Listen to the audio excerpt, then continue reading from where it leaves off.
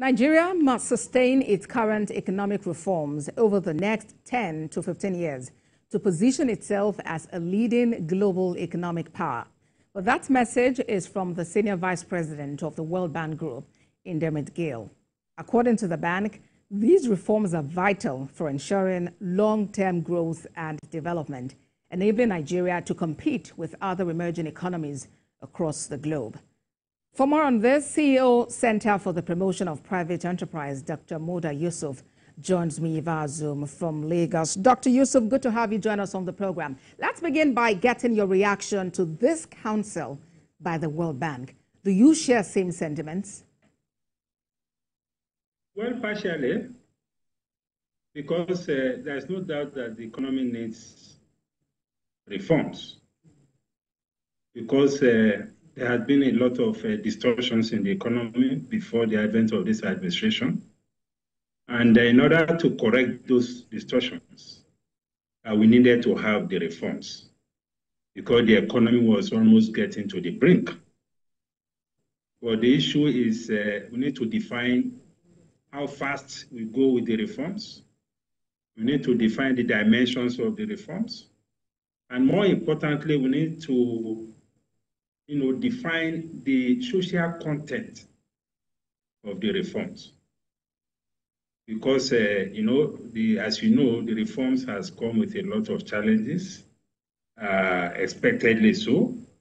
But again, there is also a limit to how much challenges businesses can bear and how much hardship or difficulties that the citizens can bear.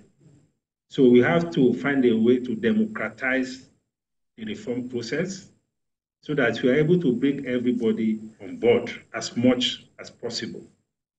Because right now, the social cost of the reform is extremely very high. And we need a framework to ensure a mitigation, very quick and effective mitigation of the challenges that the reforms has imposed from a social perspective. I think that is what it is, because no reform is perfect. All right. And it is important that we calibrate or recalibrate the reform as we progress with the implementation. As we've inferred, there's actually mounting public discontent over a number of these economic policies, talking about the removal of subsidy on petrol, the floating of the naira, among others. What exactly must the nation do to strike a balance, to meet the demands of its citizens and grow its economy? Talk to us about this democratization of the reform process that you're referring to. Well, the point is that first, the process has to be gradual because we are dealing with these functionalities in the economy that had accumulated for 20, 30, 40 years. So these are not these functionalities that you can correct within a year, within 2 years.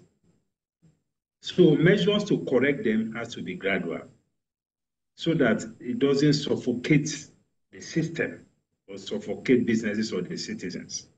For instance, the issue of the withdrawal of subsidy, I think we are moving too fast, in my view, especially given the fact that we have an economy where almost 100% of our logistics is dependent on road transportation.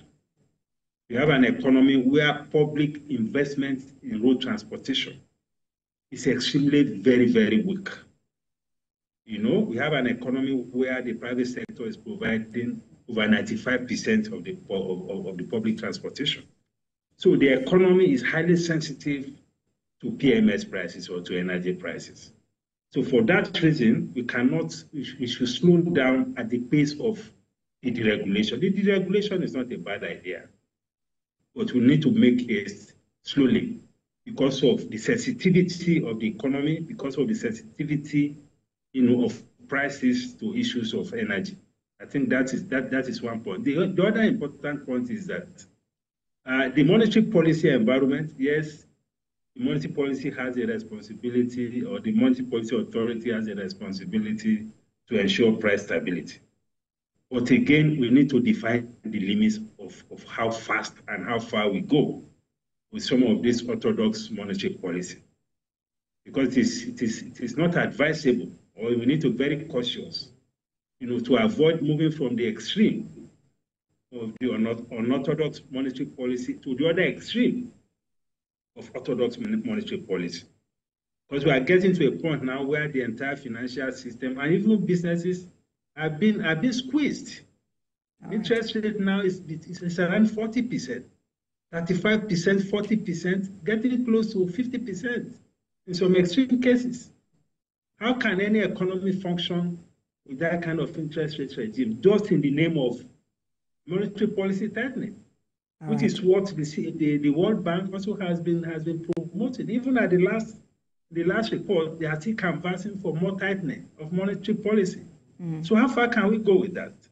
All right, and cash reserve ratio is already at 50%.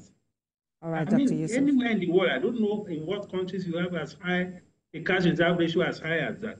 So these are things that we need to be very cautious about and take into account the peculiarities of our own environment.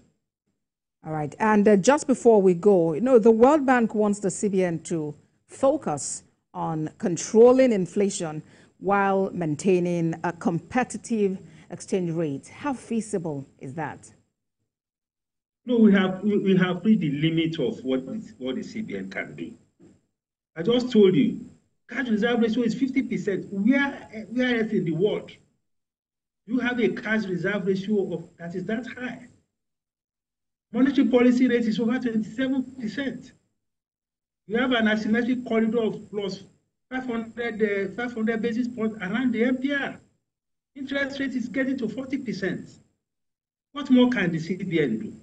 I think the focus will shift to fiscal policy, which is what the economic stabilization plan is all about.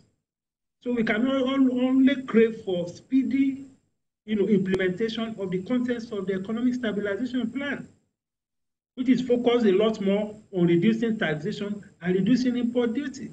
Right. I think that is where the focus should be. All right, we have had enough of tightening from the central bank.